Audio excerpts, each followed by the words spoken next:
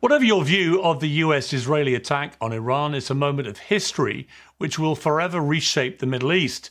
Whether the new world is a better, safer place, we don't know. That's the reality of war. There's a lot we don't know, and it sets off deadly chain reactions which cannot be controlled. The Ayatollah is dead, and nobody should mourn a murderous dictator who presided for decades over state-sponsored terrorism across the world. But we don't know if his replacement will be as bad or perhaps even worse. President Trump says Iranian dissidents should take this once-in-a-lifetime opportunity to sweep into power, but we don't know how they're supposed to do that. The civilian protesters don't have the guns. President Trump says the war should last up to 4 weeks. As Iranian bombs rain down on Gulf states who did not want a war, we don't know if it can be contained. US allies in the UAE, Qatar, Saudi Arabia and elsewhere may well tell the US that it just can't wash its hands of a regional war it started. And above all, we don't know what the US justification for the war really is. Donald Trump's conversations with individual journalists over the weekend have echoed his shifting position in the weeks leading up to the attack. On the one hand, it's about Iran's nuclear capabilities, which Trump had said were obliterated and set back decades only last year. On the other, it's about freedom for Iranians and protection for protesters, which many in his base feel is simply not America's business. It's precisely because we don't know so much. This is an enormous gamble by the American president, by far the biggest across either of his presidencies.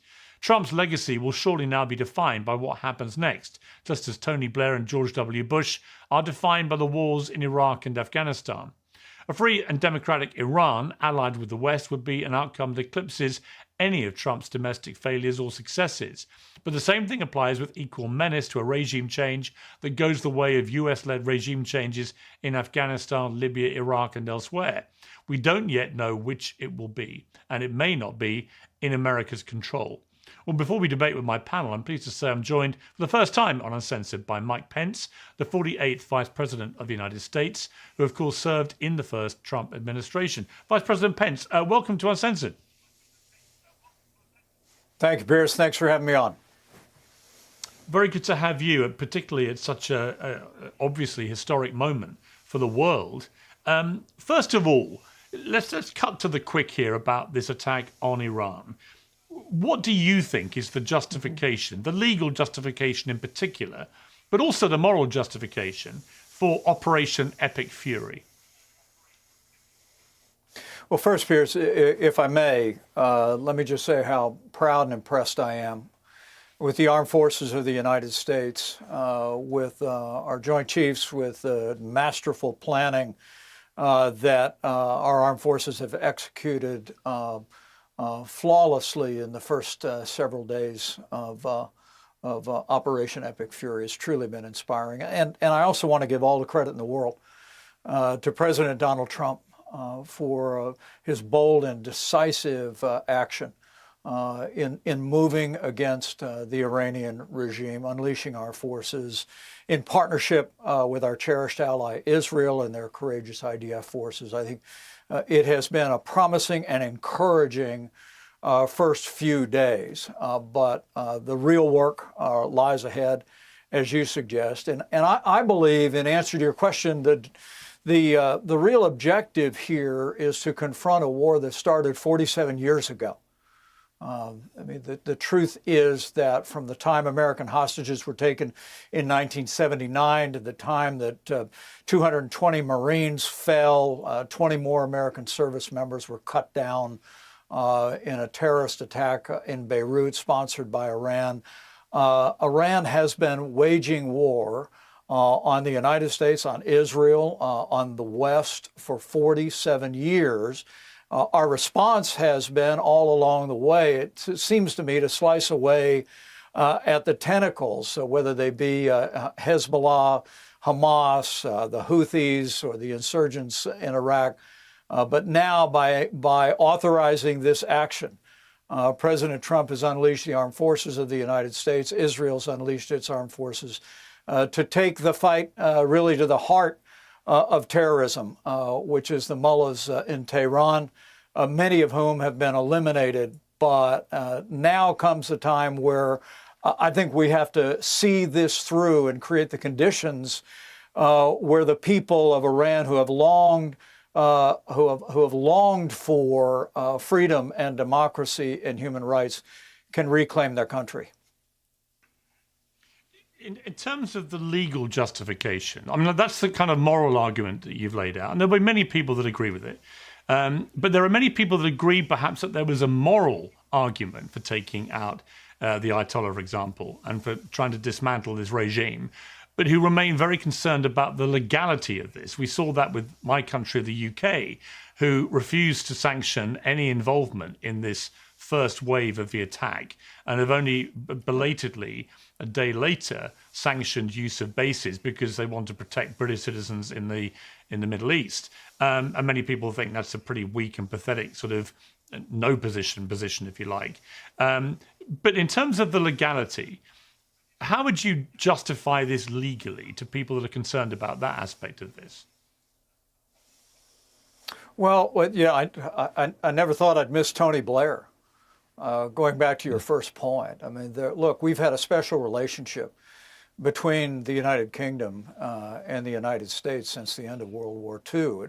I always said it could be defined during my years in Congress and through the White House by a simple truth that when we go, the UK goes.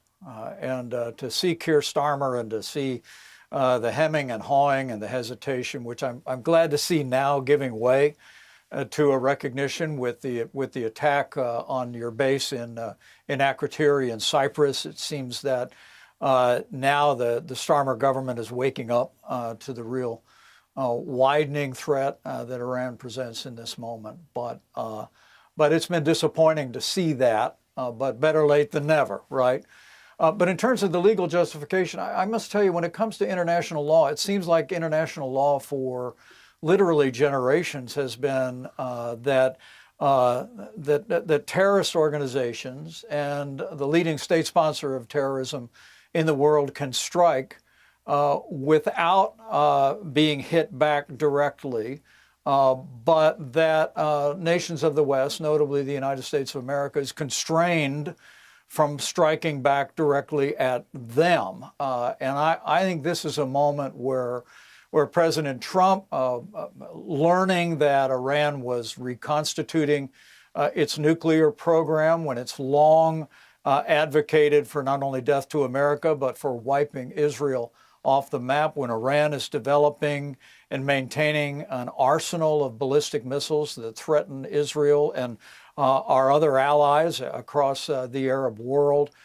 including Americans, tens of thousands of Americans stationed at U.S. Bases there. It seems to me more than justified, the action in this instance. But again, there's a lot of talk. I saw in one major newspaper over here today that President Trump had pledged not to start a war. Well, I hold the view that Iran started this war 47 years ago, and President Trump, with the greatest military force on earth, allied with Israel and now a growing number of our allies across the Arab world and in the West, is purposing to finish it. And I believe that he'll do a great service to history if we see it all the way through and eliminate the ability of this regime to continue to tyrannize the people of Iran. You referenced Tony Blair there, and it's interesting because I think Tony Blair has been the kind of elephant in the room in the thinking of the current UK government about how to respond here, because, as I'm sure you're aware, in the start of this century, in the build-up to the war in Iraq, Tony Blair went against public opinion in the UK, went without a second UN resolution, believed he had the legal authority, used the argument that Saddam Hussein had weapons of mass destruction in Iraq and therefore had to be stopped. And then, of course, we know what happened is we went in collectively, US, UK, other allies. Right. There was a ferocious war, there was a ground war, and these weapons simply didn't turn up. So the pretext for the war turned out to not exist. And as a result, people have condemned Tony Blair and George Bush since then, but also the fallout from that, because there was no prior planning that people could really perceive properly, right, was that you saw the rise of ISIS, you saw huge unrest in the region, and so on. And what I think people are concerned about here is that we could be, if we're not careful, stumbling into a similar situation where now the tinderbox has been well and truly let off. No one's quite sure what happens. And that if you don't have any boots on the ground, can you actually affect regime change in the way that Donald Trump would like to? And if you can't affect regime change, what are you left with? Well, I think you raise a very good point, and it's a cautionary tale. But, where my mind goes, the comparison to the overwhelming force that the United States is bringing to bear against Iran now, in concert with our allies in Israel, and as I said, a growing number of Arab countries and Western allies, is more analogous to the Persian Gulf War than to the Iraq War. I mean, President George Herbert Walker Bush marshaled an enormous amount of military resources, including allies across the region and across the West. He drove Saddam Hussein's military out, and I think, in a very real sense, restored deterrence for the better part of a decade to that region of the world until, of course, our nation was struck on 9/11, and with UK at our side, we took the fight to our terrorist enemies in Afghanistan. But I think the objective here, in addition to confronting the bases for this invasion, the administration has described also, we have an opportunity here to restore the deterrence that was squandered during the Biden administration, during that disastrous withdrawal from Afghanistan. I mean, I must tell you, Piers, that I think it's no coincidence that we have this reckless withdrawal from Afghanistan. The Taliban overruns the country, reversing all the gains that we'd made for the people in that nation. And then within a year, Russia invades Ukraine. Within a year after that, with Iran supporting them, Hamas launches the worst attack on the Jewish people since the Holocaust on October the 7th. Add to that the 12-day war, the use of ballistic missiles by Iran for the first time against Israel.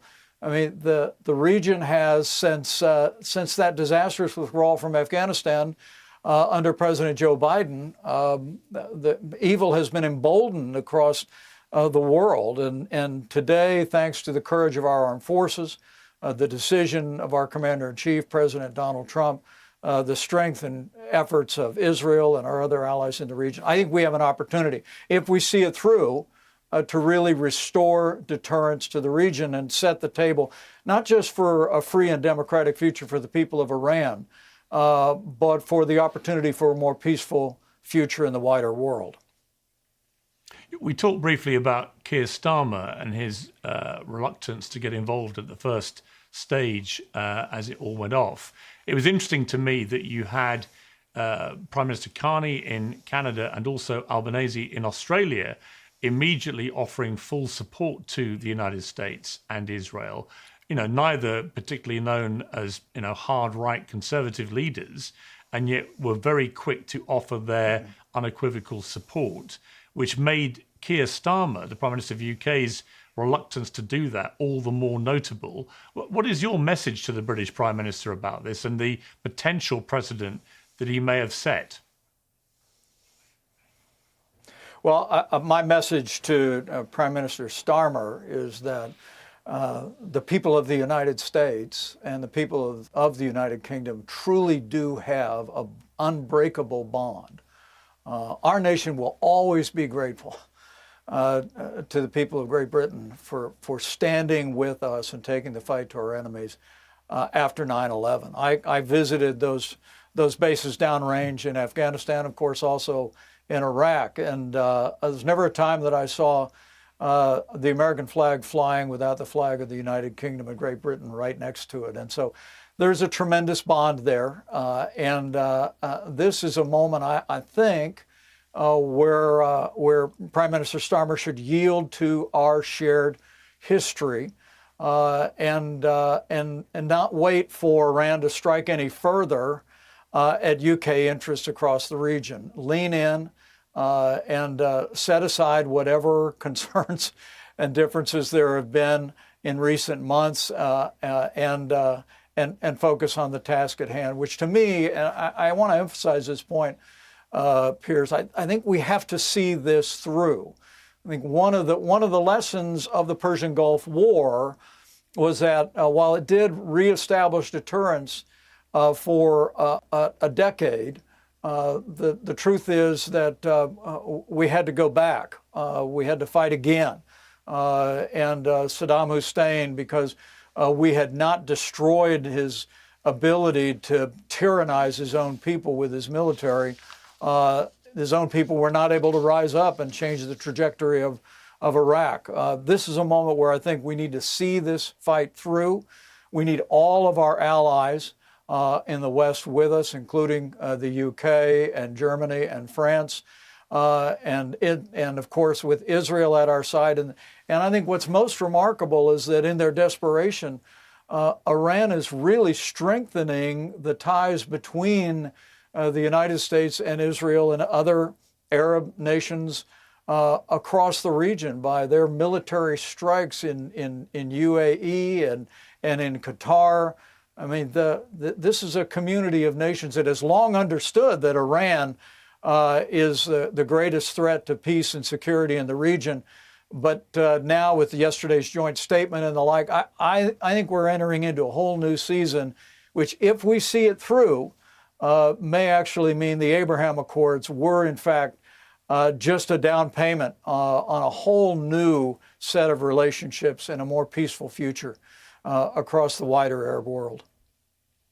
Yeah, it definitely seems a massive strategic error, I think, by Iran to go after the Gulf states in the way that they have, pretty indiscriminately, with dropping bombs into hotels in Dubai and so on. I think that is having the opposite effect of what they might have hoped, which would be to try and separate the Gulf states from Israel and the United States. What do you say to Trump voters in particular, who voted for him in 2024 because one of his big repeated pledges was he wouldn't take America into foreign wars, that we were done with doing that. America first meant America looking after America's interests in America. Axios is reporting today, no president in the modern era has ordered more military strikes against as many different countries as Donald Trump. How do those two positions sit comfortably together? Well, I wasn't on the ticket the last time around, Piers, but I was elected with the president in 2016 and on the ticket again in 2020. And I can tell you, I like to tell people, I think I know President Trump better than his most ardent defenders. And the president I served with is no isolationist. You look at the record of our administration after Syria crossed that red line using chemical weapons on their own people. We hit them with cruise missiles, not once, but twice when President Obama had refused to do so. We took down not only the ISIS caliphate, but their leader, Abu Bakr al-Baghdadi. And I was there when the president made the decision to take out the head of the Iran Revolutionary Guard, Qasem Soleimani, back in January of 2020. This is a president who doesn't lead from behind. He leads from the front. And I frankly think most of the supporters of the president, people that I came to know from coast to coast in this country, understand that. And they also understand that this is a president who is going to prosecute America's interests and take action that he believes is necessary to protect our nation, whether that be in Venezuela, where the head of a dangerous, failed narco state, Nicolas Maduro, was captured and removed, and now that nation is on a trajectory toward normal relations with the United States of America, or whether it be the present action in Operation Epic Fury.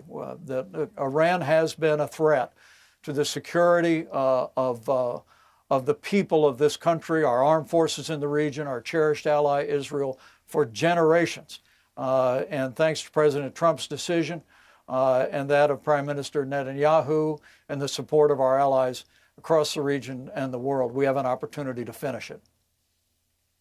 Vice President Mike Pence, I really appreciate you coming on Uncensored at such a busy time in the news. Thank you very much.